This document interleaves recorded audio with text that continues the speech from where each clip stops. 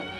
I was a mechanic at Falcon Field during the war years, and this is a film taken by Joe Wischler during those years, and I will try to put a few words with it. This is a still shot of Joe himself.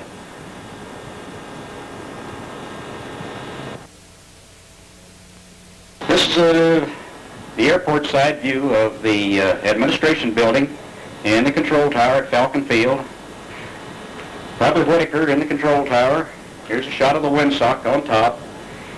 This is a parking lot side view of the administration building. Still work going on along the sidewalks. This is in the early stages of the war. This is the arrival of a group of RAF cadets to Falcon Field on after their trip from Southampton to Montreal and on down to Falcon Field. Their trip from Southampton to this continent was via the Queen Mary. Here they are packing their bags off to the barracks. Their favorite place was at the mess hall. Here we are refueling the Stearmans out on the Stearman line. One of the students getting ready to taxi out. They're about ready to start this one up. Here they go. Engine is started and running. Sending the cadet on his way.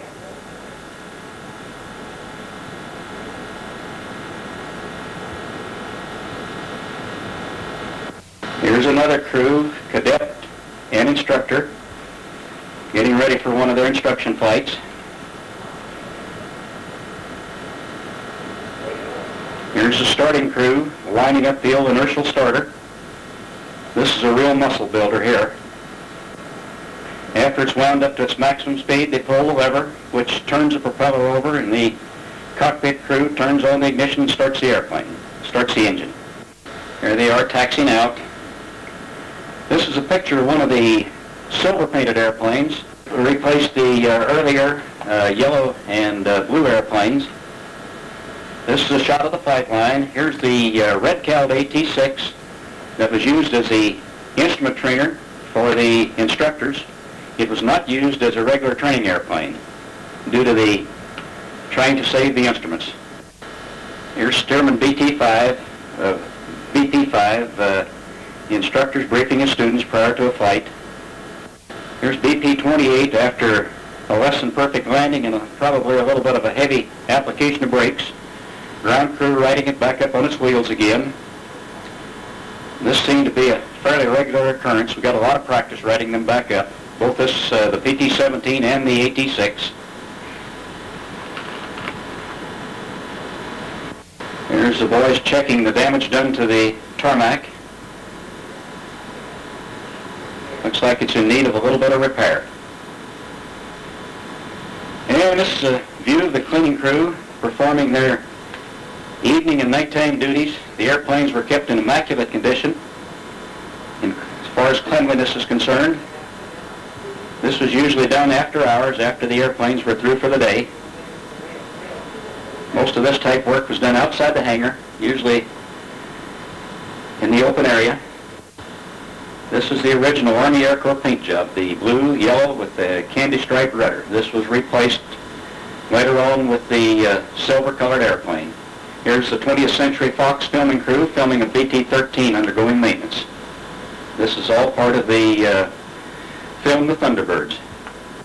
And here's someone propping Frank Clark's Boeing PT-12 prior to the segment of the movie The Thunderbirds. And in a few minutes you'll have a few shots of Frank putting this airplane through its paces in the vicinity of Falcon Field. It has been rumored that Frank Clark flew the PT-12 through one of the hangars of Thunderbird 1. Here he is, upside down, coming in over one of the hangars. There he is returning. Note the camera on top of the wing.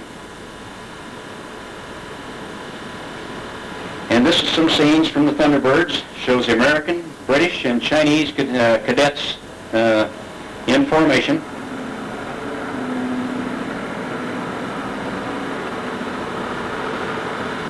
And this is actress Gene Tierney posing with a British cadet for Joe Wischler and his new camera.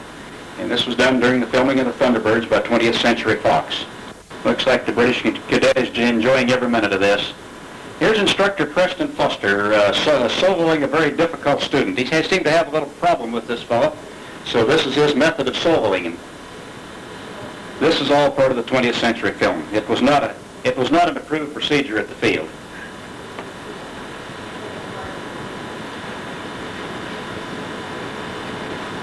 And this again is more scenes from the Thunderbirds. At this point they're taxiing out, and in a few minutes you'll see a group of steermen flying formation and then doing a bunch of aerobatics.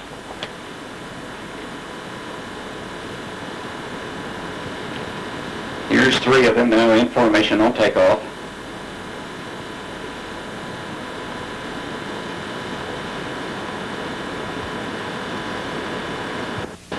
Okay, here we're going through some of the aerobatics.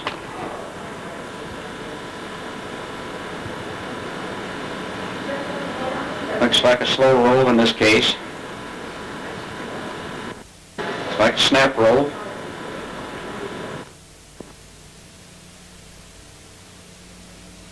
And it looks like we're the upper end of the wing over.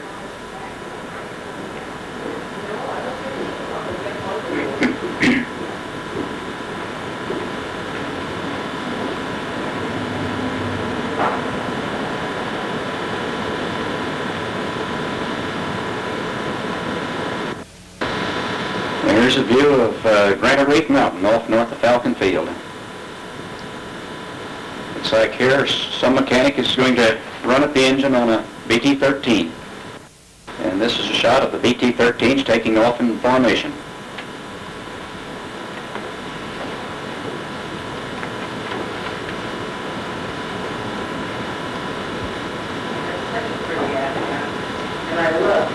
And this is a BT-13 being started up after an engine change. Note the excessive amount of smoke coming out of the exhaust. And this is usually the indication of an engine that has been pickled after overhaul. So this is a new engine in this airplane.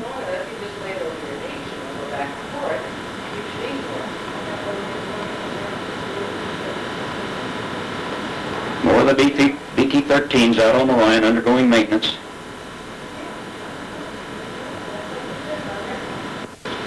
This one's going through the 100-hour inspection phase, and at this point, all the dust and dirt that had not been shook out during maneuvers is removed here with the air hose and a brush.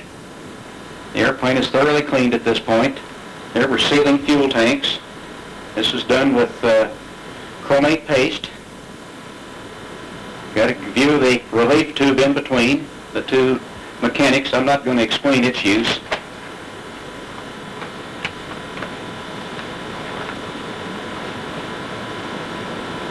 This is a view from the hangar out onto the field, Superstition Mountain in the background. Well, it looks like we've had a little bit of monsoon weather here. That usually occurs sometime after the 4th of July on up till the middle of September. Looks like this fellow's going to test it for depth here. Either that or see if his shoes leak. This is Wing Commander McKenna, posing by an AT-6. He returned back to Phoenix after World War II and practiced medicine. He passed away in November of 1969. This is Steerman Chief Pilot Mike Feudal. There's Lee Foster. And this is Floyd Hendrickson, who was head of the legal department for Metro Goldwyn and Mayer. Also in front of the T-6. Here's Ben Scott. Looks like Bill Walker with him. Doing a walk-around check of the T-6 prior to a flight.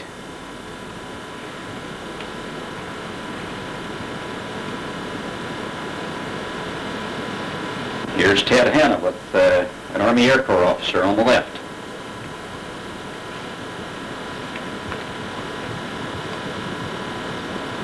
Here's Max Newman, one of Joe's foremen on the AT-6 program. There's Les Ward.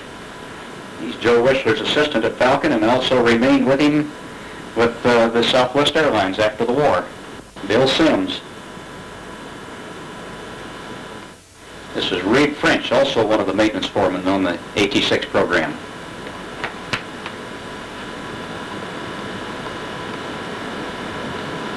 This This is one of the fuelers. I don't know his name. He's evidently pointing out an airplane that needs to be refueled. There's Earl Proctor. He was maintenance foreman on the PT-17 program. And he also went with Joe and the group to San Francisco on the airline. And this is Willie Willis, also one of the foremen on the PT-17 program. And everybody knows Al Storrs. This is Al Storrs, Director of Training at Falcon Field.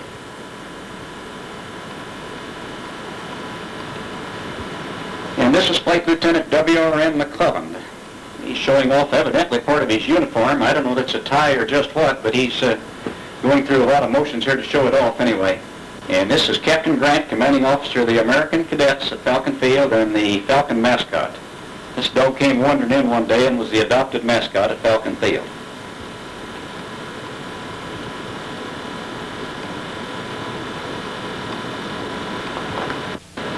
And we're removing the engine cover from one of the AT-6s in preparation from some line maintenance. A lot of the minor maintenance, troubleshooting and minor repair, servicing and all was done out on the line. And that left the hangars free for the 25-hour, the 50-hour, 100-hour inspections and things like engine changes and that sort of work. Here it appears that someone is checking one of the fuel strainers. And we're getting ready to run up one of the engines.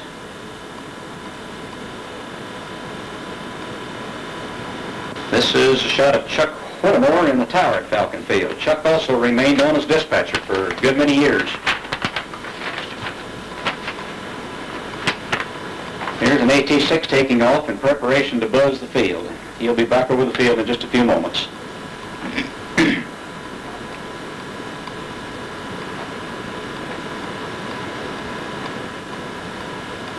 Okay, here he's making his first pass over the airport.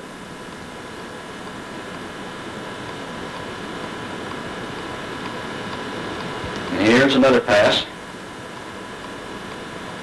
And at this point you can see that the AT-6s still have the candy stripe rudder. And we're landing now after doing the buzz job.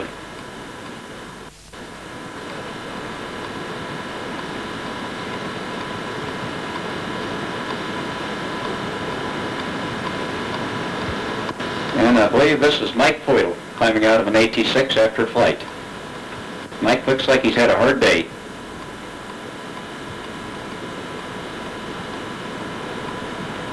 Okay, here's an AT-6 taking off from Falcon Field, and Joe Wischler is in the front seat taking the movies, and Mike Foyle's in the rear seat doing the flying. You'll notice we're going to go through quite a series of aerobatics.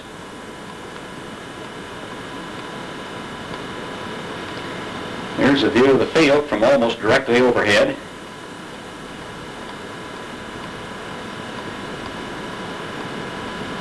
Looks like this is out over the empty desert and the dry Salt River bed.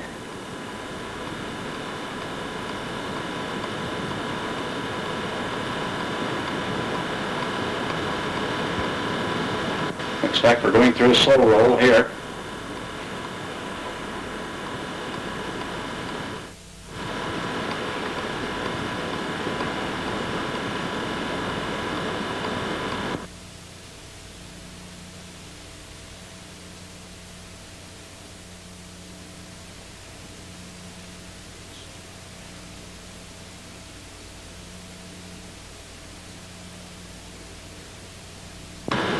This is a shot of Mike Foyle in the rear seat.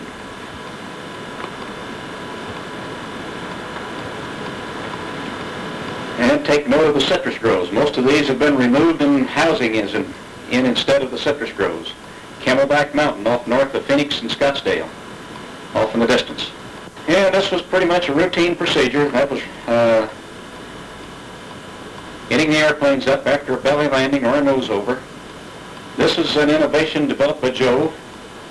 Its head frame, or referred to out there as the gallows, easily assembled and disassembled, and was used to lift the airplane off its belly, back onto its wheels. In this case, it's a belly landing. Here we are lifting it back up off its belly in preparation to extending the landing gear.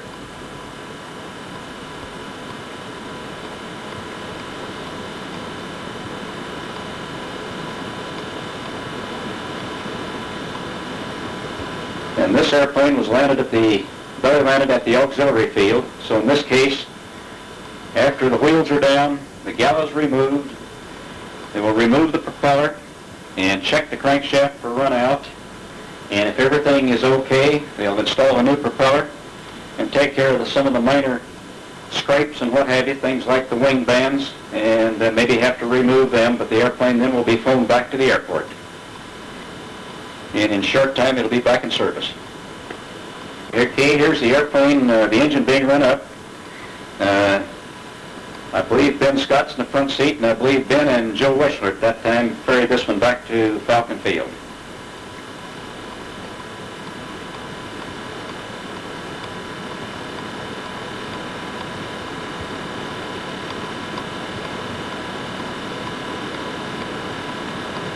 Okay, there's Ben Scott in the front seat. And that's a view of the normally dry Salt River bed. And we're coming up downwind at south of the field, at south of Falcon Field. Here's a good shot of the field. And in a moment you'll have a good view of the administration buildings and the hangars and so forth.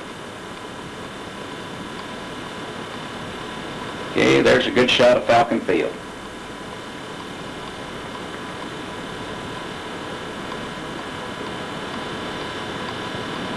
Okay, here's the airplane parked again in front of the hangar where it'll receive a little touch-up and back into service.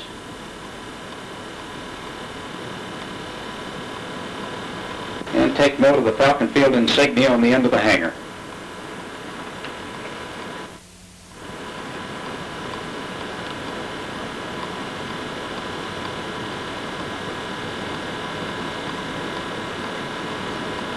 Here's a group of new women maintenance workers being checked out on the AT-6 by Dave Connors. During the war, they performed many of the functions of servicing and also helped with the inspections and did various jobs.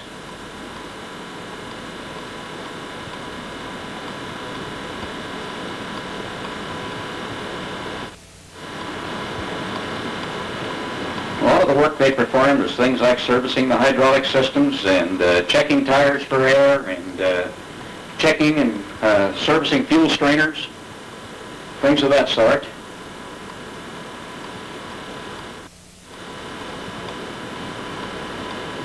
Here's one of the lady cleaners polishing down the airplane. Here's another one climbing out of the tail section of one of the AT-6s.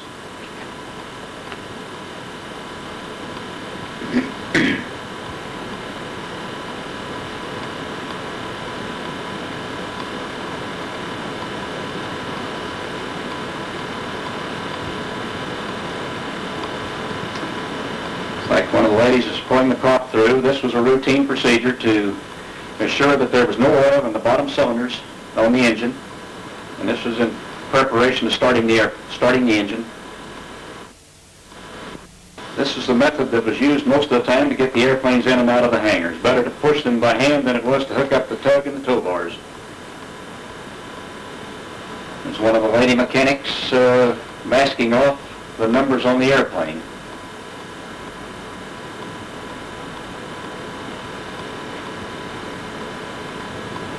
Incidentally, this was before the days of spray can paint, so they either had to be hand painted or the paint was daubed on in place, and looks like that's what they're going through here. It'll look pretty good when the masking tape is removed.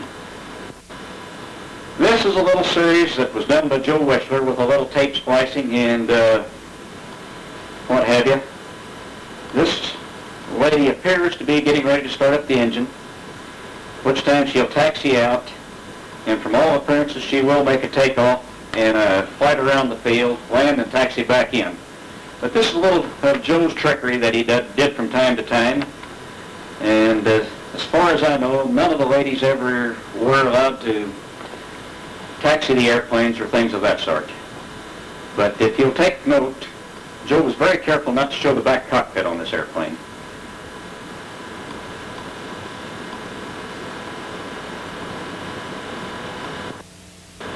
This is the scene of supposedly this lady taking off. However, this was just another airplane in the routine flight around the airport. Okay, here she is returning. Again, note that Joe is very careful not to show the back cockpit.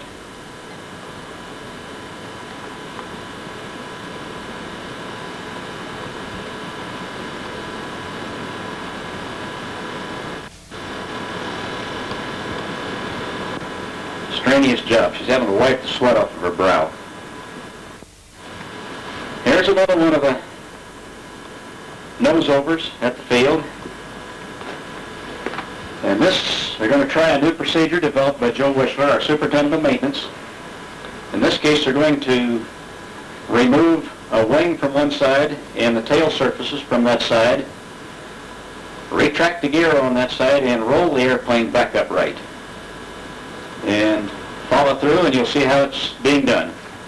All during this time, the airplanes continued on their normal routine. They were removing the tail surfaces from the airplane.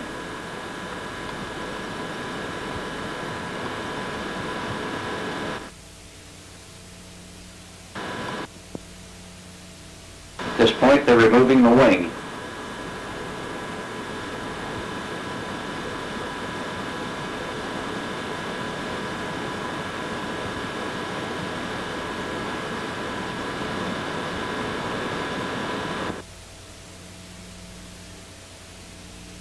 At this point, the gear will be on that side, on this side, will be retracted.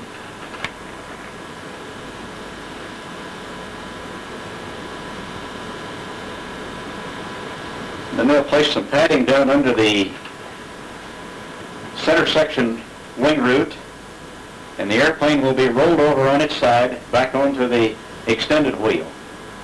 This again shows the routine operation continuing on as if nothing had happened.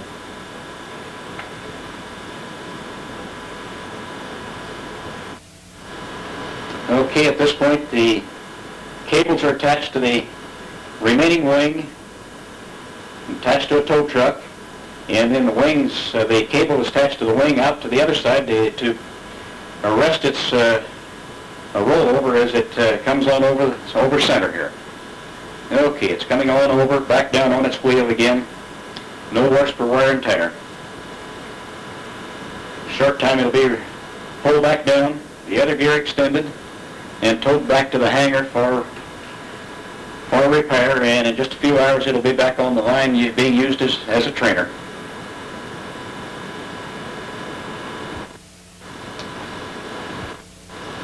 Here it's being towed back to the hangar, minus the wing and the tail surfaces on the one side. Here's a Curtiss P-40, being started up by Squadron Leader McLacken, and he's going out to put it through its paces.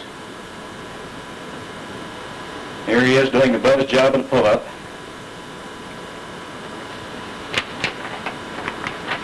And at this point, he's done a loop over the field and pulling out just a few feet above the runway. There he is with a pass by the control tower. There he is taxiing in. Here he's getting out of the airplane. Another airplane on its nose.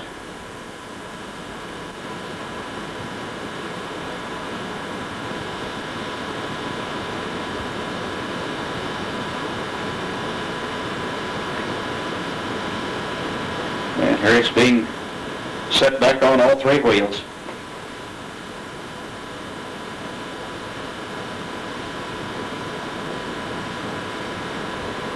At this point, again, it's being towed back to the hangar where after a little bit of maintenance, prop change and what have you, and it'll be back in service. Here's the group gathered around the lily pond. Also, I think there's quite a few goldfish in this pond.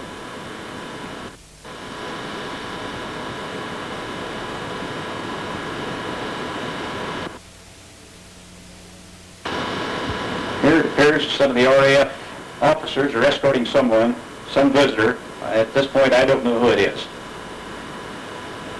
This bird, I understand, someone was practicing a little falconry, and that's about all I know of it. It's a sparrowhawk, and it seems to be quite a pet.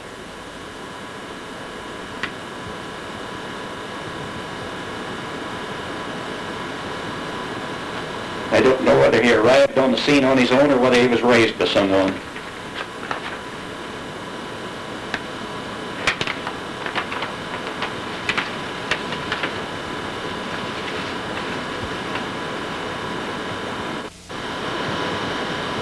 Here's a P-40 again being put through its paces by Captain Donaldson.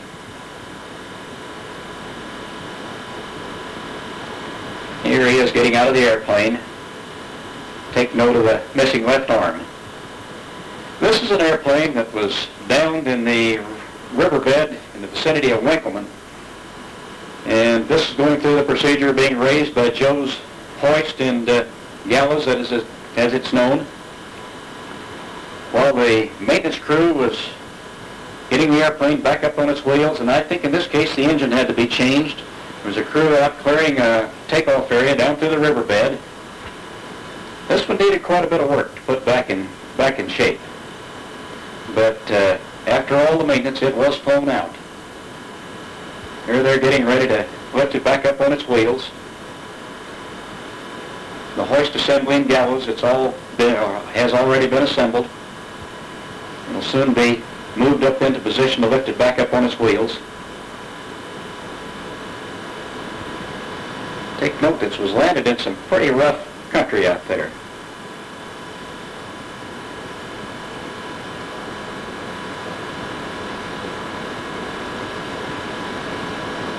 This is a curious cowboy that happened to ride up that day. Looks like he and Mike Feudle are having a little visit out there. And this is after all the work was completed and the airplane's being flown out. It has its flaps wired up, and it'll be flown back with the gear extended. This is a device that Joe Wischler, Marty Bergman, and Dr. Neff built up. It's an emergency survival kit, and it's dropped by a parachute, and it was designed to assist some downed airman somewhere. And in this case, they're loading it into the airplane in preparation for one of its tests. We'll show you about 2 or 3 tests here.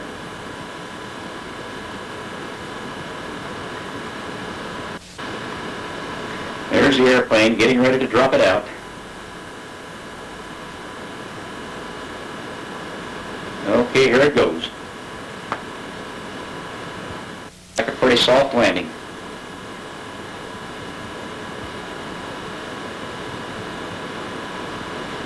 This is another try.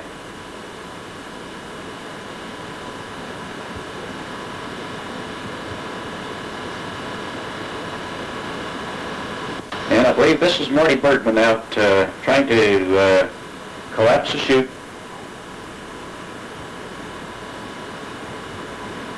We understand that this was actually used one time to drop medical supplies to an Indian woman snowed in on the Indian reservation north of Winslow, Arizona.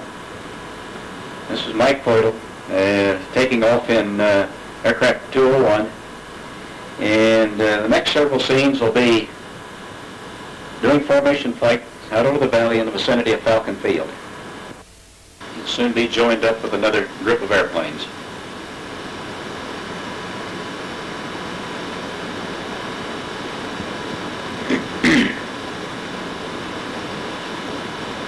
See, it looks like they're all getting in position here.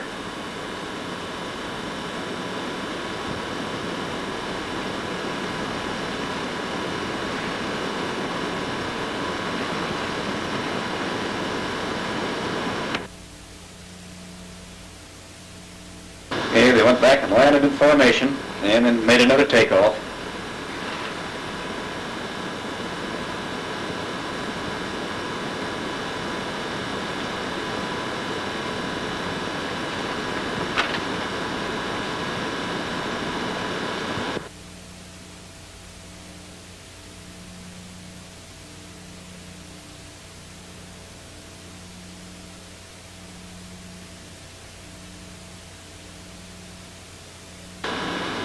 And at this time, they actually did touch wingtips.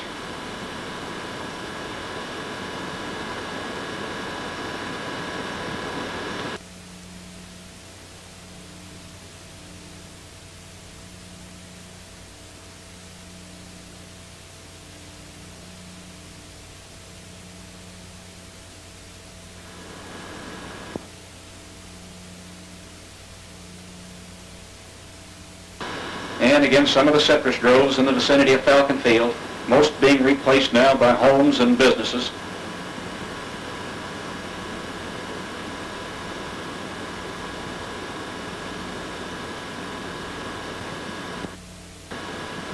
And another view of the normally dry salt riverbed.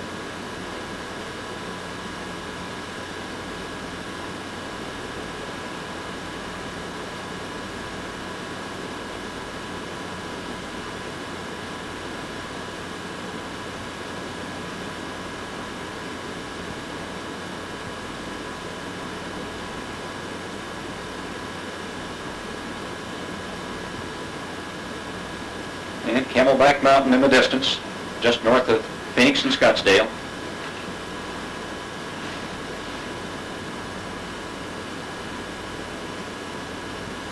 And again in formation.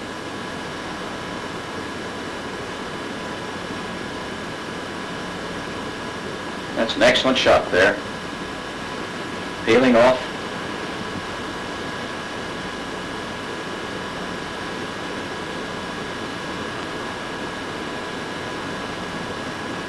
And back in formation.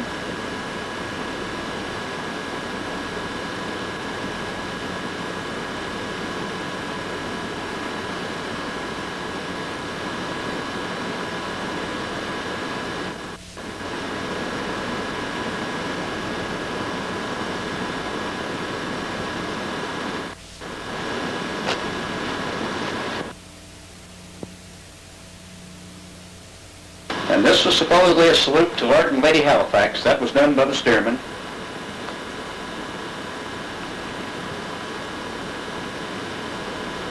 And this again is takeoff by 3 AT-6s in the same ceremony.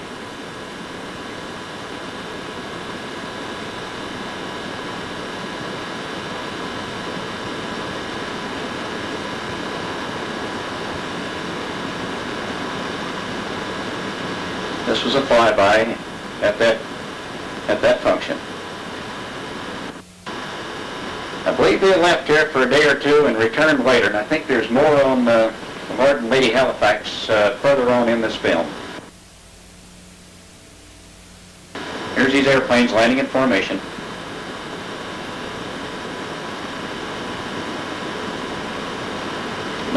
The Granite Reef Mountain again.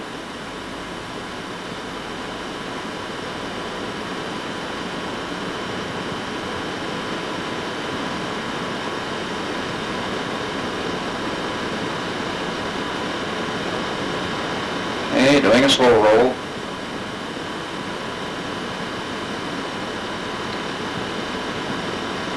Okay, this is some of the cadets enjoying the swimming pool.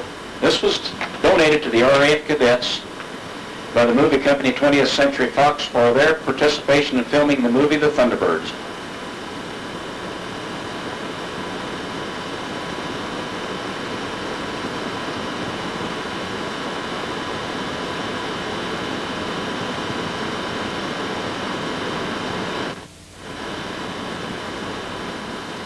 Okay, here's a takeoff in preparation for some more formation flying, and this time they will end up in the vicinity of Mount Humphreys,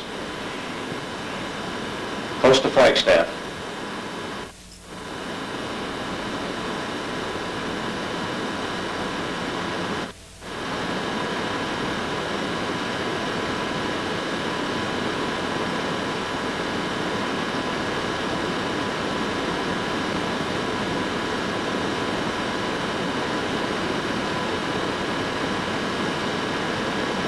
And here we are getting into formation.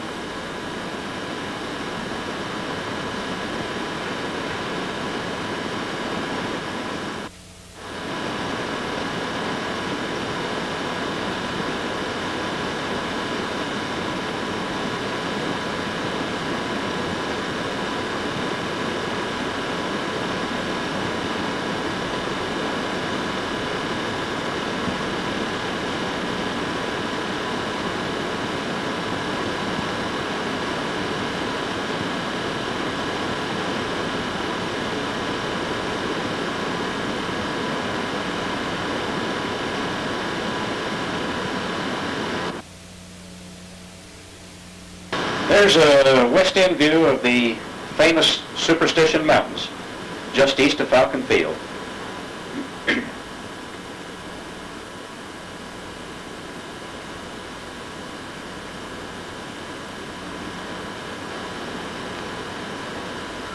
And that's a distant view of the Humphreys Peak north of Flagstaff.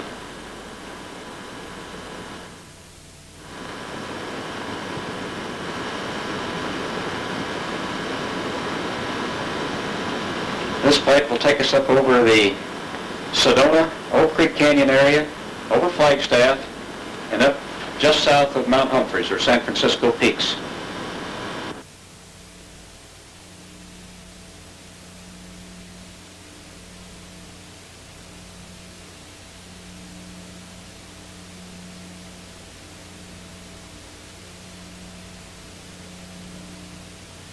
And there is Mount Humphreys, San Francisco Peaks, just north of Flagstaff.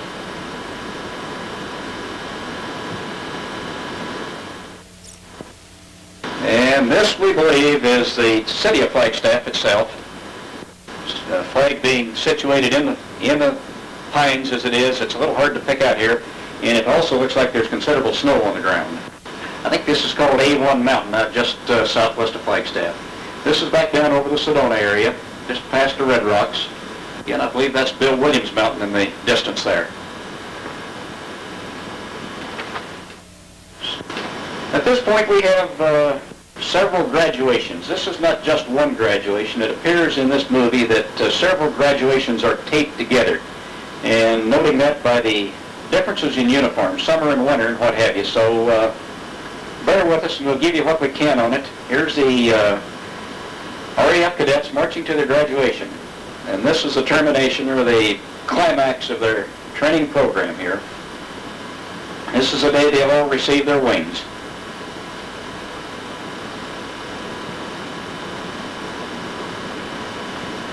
This is the viewing stand. The day that speeches are made, and everybody stands in line for long periods of time, waiting his turn.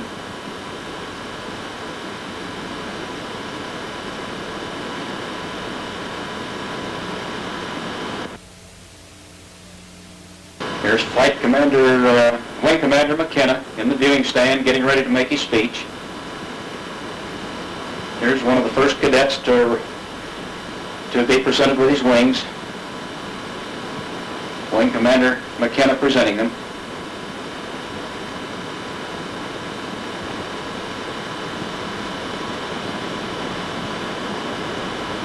Later on in these graduation pictures, you'll see American cadets as well as British. The American cadets have already received their United States Air Corps wings, and they will also be presented with the RAF wings. The RAF trained Americans wore their American wings on the left side, and here's the Americans now, and the RAF wings on the right. Here they're being pinned on by one of the American officers.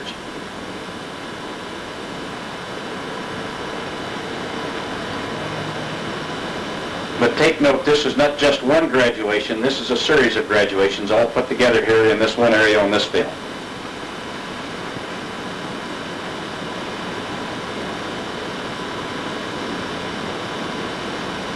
And looking north now, over their heads is the McDowell Mountains, which is north of Scottsdale, Arizona.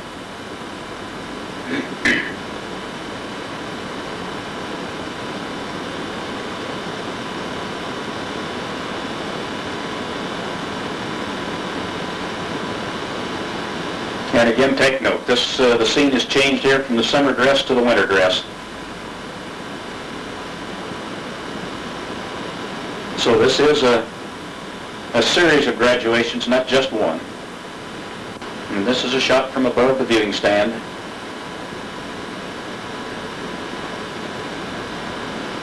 Wing Commander McKenna.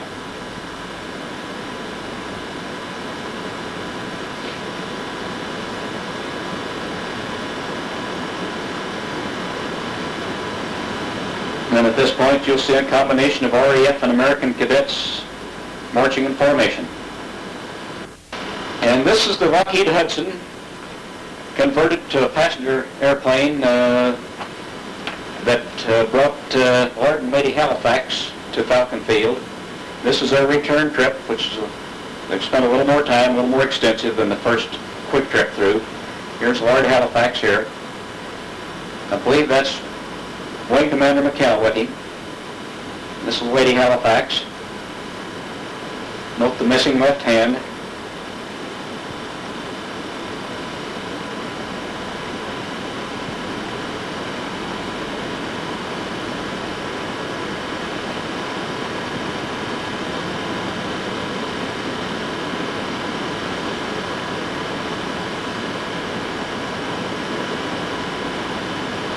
And this is proceeding up the walkway to the administration building.